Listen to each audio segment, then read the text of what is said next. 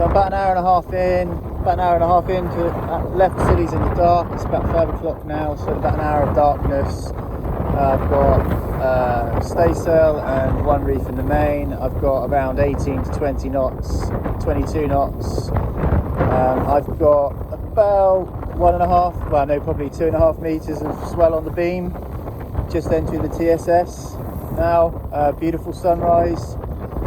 Feel so blessed to be able to do this. It's amazing. Yeah, so good times.